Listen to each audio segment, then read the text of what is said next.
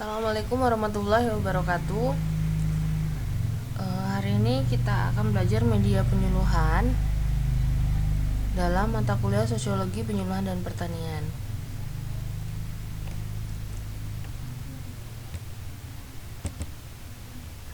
Pengertian dari media. Secara umum, media merupakan suatu perantara di mana segala sesuatu yang dapat digunakan untuk menyalurkan pesan dari pengirim ke penerima.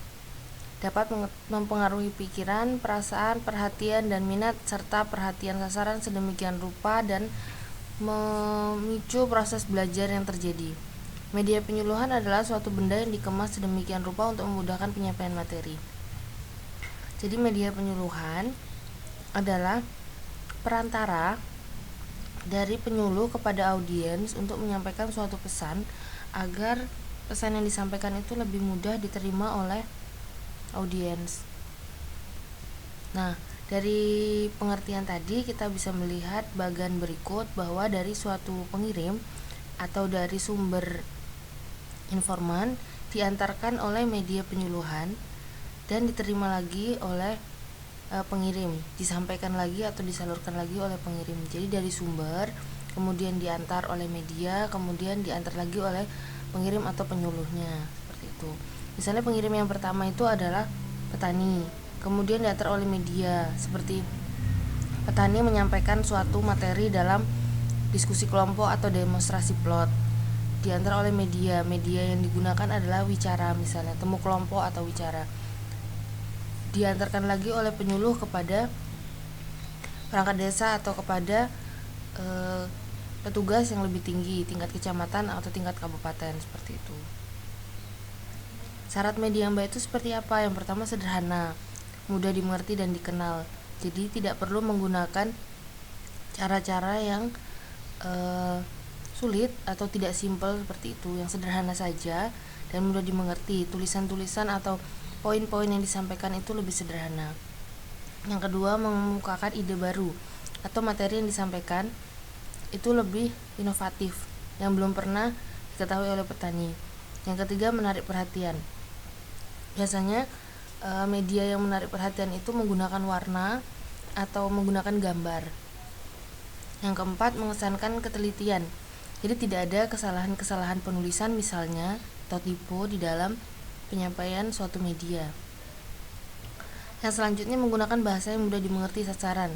Usahakan menggunakan bahasa Indonesia, atau biasanya kalau menyuluh petani yang sudah usia lanjut itu menggunakan bahasa Jawa.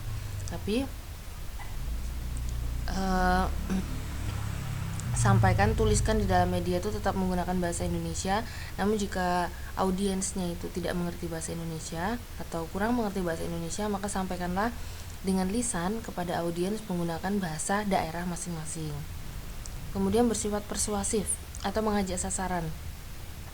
Jadi dalam media, jika teman-teman menyampaikan langkah-langkahnya, misalnya langkah pelaksanaan, usahakan menggunakan bahasa-bahasa yang mengajak, bukan bahasa yang menyuruh. Lakukan menggunakan ini, itu adalah bahasa suruhan. Tapi jika mengajak itu langkah-langkahnya itu menggunakan bahasa persuasif. Misalnya, mari melakukan, itu ada ajakan, ada kata-kata persuasif. Peran media penyuluhan. Yang pertama, sebagai saluran komunikasi atau channel dalam penyuluhan pertanian. Yang pertama, menyalurkan pesan informasi, menyalurkan feedback atau umpan balik. Yang ketiga, proses penyuluhan menjadi lebih teratur dan sistematik. Jadi media penyuluhan itu adalah saluran komunikasi atau channel. Biasanya zaman dulu jika ada penyuluhan seperti itu sangat menunggu dari penyuluh menyampaikan materi. Kalau dulu penyuluhannya itu masih menggunakan gambar atau tulisan tangan.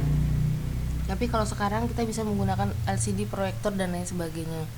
Yang kedua, media sebagai media belajar dalam penyuluhan pertanian.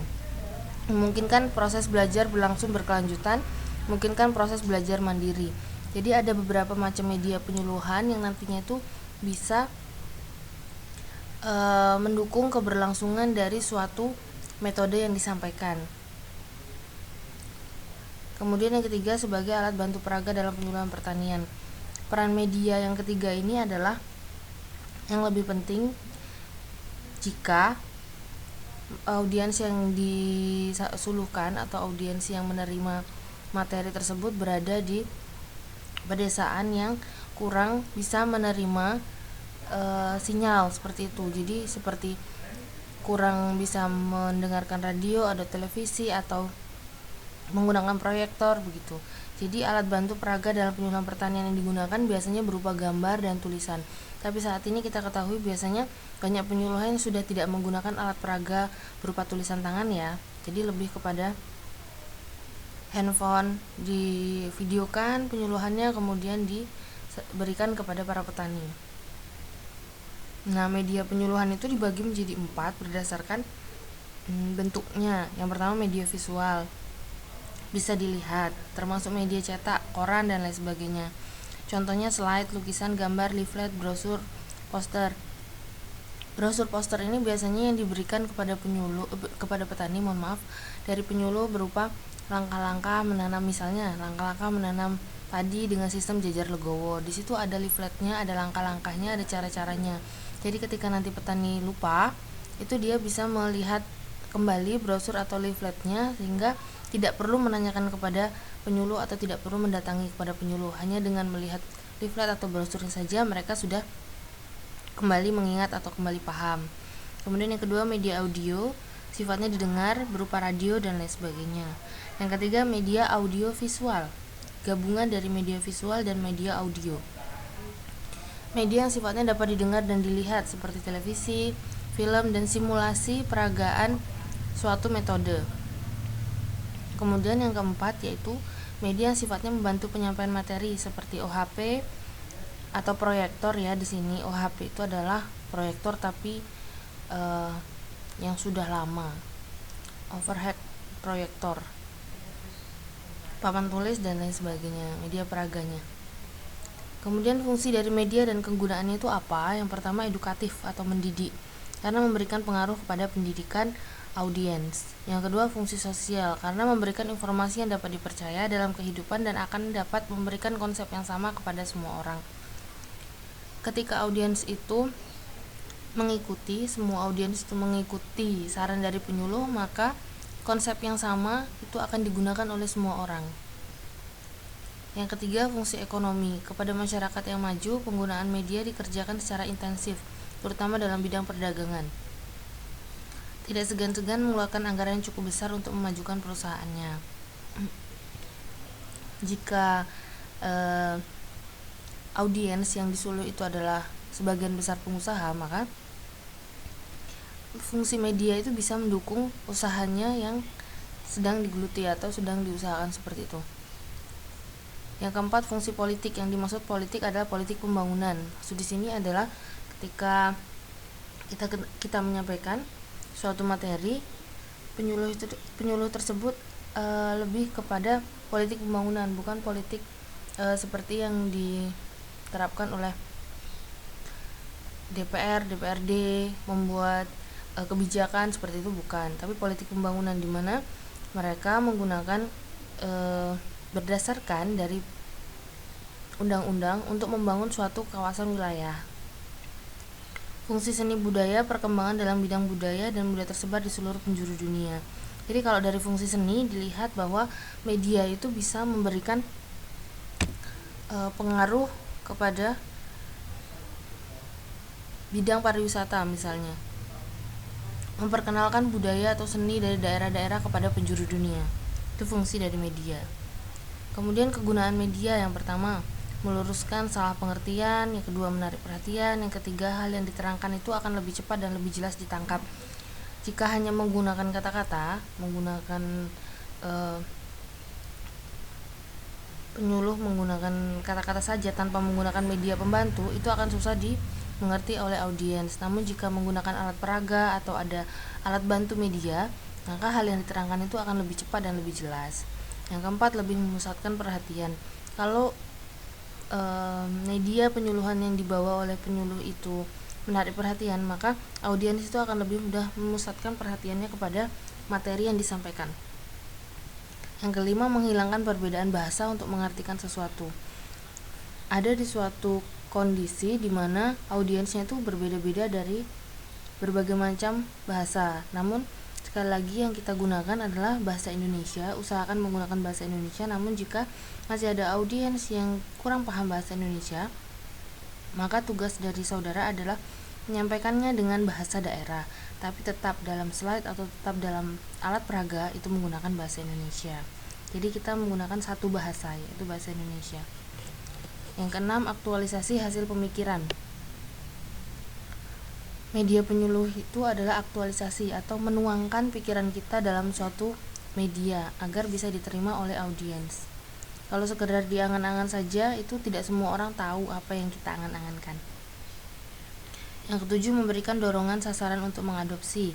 Kembali lagi kepada materi sebelumnya, itu ada tingkatan adopsi berupa sadar, minat, coba, menerapkan, atau Darmini Come. Di situ kita akan memberikan dorongan melalui media agar sasaran tersebut atau audiens itu mampu mengadopsi atau mau mengadopsi materi atau inovasi yang sudah kita sampaikan. Ini kerucut media penyuluhan. Jadi ketika teman-teman ingin menyuluh kepada banyaknya sasaran, itu gunakan kerucut media penyuluhan. Semakin ke atas, semakin kecil, semakin kerucut, itu audiensnya semakin sedikit. Ketika semakin ke bawah, maka audiens yang disuluh atau audiens sasaran itu semakin besar. What big impact? Use big image. Jika teman-teman ingin menyuluh menggunakan alat peraga berupa gambar, maka fokusnya teman-teman di mana, itu gunakan gambar yang lebih besar. Misalnya teman-teman ingin menyuluh suatu inovasi mengenai pemupukan, maka gambar pemupukannya itu yang diperbesar, sehingga semua audiens itu akan fokus kepada gambar yang lebih besar, bukan gambar yang sama. Ketika mau menyampaikan fokusnya di mana, gunakan gambar yang lebih besar pada fokus tersebut. Itu intinya, agar impact yang dihasilkan juga besar. Gitu ya. Ini saja yang bisa saya sampaikan. Kurang lebihnya saya mohon maaf. Assalamualaikum warahmatullahi wabarakatuh.